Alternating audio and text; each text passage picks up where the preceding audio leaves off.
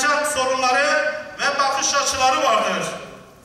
Bakış açılarının en önemlisi vesayetçi bakış açısıdır. Bu bakışın sebep olduğu sorunlarımızın başında dindarların, Kürtlerin, Romanların yaşamış olduğu sorunlarla demokrasi kültürünün yaygınlaşmamış olması, tahammül sınırlarımızın çok daralmış olması gelmektedir. Başörtüsü sorununun çözümü bir anahtardır mesela. Şu an bu sorun çözülmüş gibi görünse dahi bir gün hükümetin değişmesiyle geriye dönüş olup olmayacağı hakkında kimse kesin bir şey söyleyemiyor, emin olamıyor. Vesayet kalıntılarının tüm kurumlardan temizlenmesi bir anahtardır. Kürt meselesinin halledilmesi en önemli anahtarlardan biridir. Bu çözülmüş gibi görünse de bir hükümet değişikliğiyle geri dönüş olur mu olmaz mı? Bu konuda oldukça toplumda büyük bir sıkıntı bulunmaktadır. Şimdi Kürtlerin bir kimlik ihtiyacı var, eşit olma ihtiyacı. Dedim mi bu bir eşitlik sorunu artık.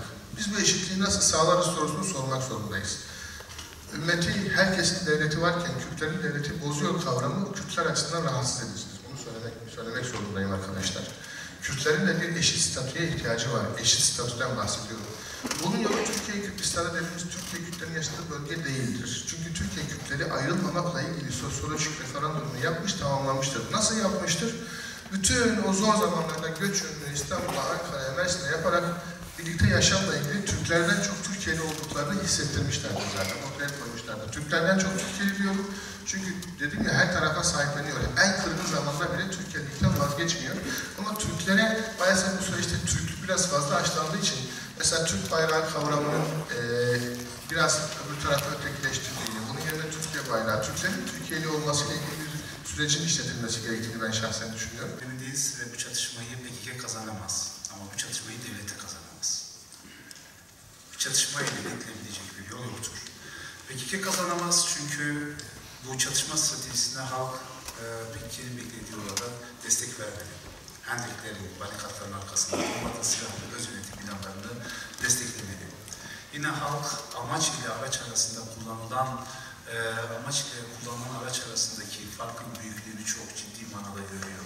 Yani öz yönetim, özellikle ne derseniz değil, talep ettikleriniz ile bu kadar gencin ölmesi arasında korkunç bir uçurum var ve çok ciddi manada siyasi alanda elinizde imkanlar varken bu imkanları kullanmayıp çalışmaya dönmenin de doğru, mantıklı bir tarafı yok. O nedenle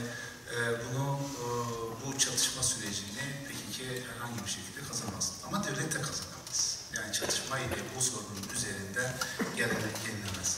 40 yıldır denenmeyen hiçbir şey yok. Ben konuşmamın içerisinde de söyledim. Kürt meselesinin iki önemli boyutu var. Bunlardan bir tanesi silahsızlandırma, bir tanesi de temel haklar meselesi. Silahsızlandırmada elbette ki kaçınılmaz olarak ve doğal olarak PKK'yi muhatap alacaksınız. Onunla görüşeceksiniz. Temel hak ve özgürlükler meselesinde ise elbette ki tek muhatap PKK ve HDP değildir. Toplumun tamamı muhataptır. Buradaki herkes muhataptır. Her kesimle, sivil, siyasi, her kesimle elbette ki konuşmalı, onların taleplerini, endişelerini, kaygılarını not etmeli ve buna uygun bir siyaset geliştirmelidir. Dolayısıyla burada muhataplık meselesinde bu ayrımı yapmak gerekir. Ve üçüncüsü, hiçbir şekilde muhataplığa gerek olmayan ve bir an önce yapılması gereken işler vardır. Mesela seçim barajının düşünülmesi için kiminle muhatap olacaksınız ve muhataplığa ne gerek vardır? Dil yasaklarının kaldırılması için neyi bekliyorsunuz? Yani burada herhangi bir muhataplığa gerek yok ki benim dil haklarını kiminle neden müzakere ediyorsunuz? O nedenle bu muhataplık meselesini 3 boyutlu düşünmek gerekiyor. Silah meselesi, temel hak meselesi ve bir an önce yapılması gereken adımlar meselesi.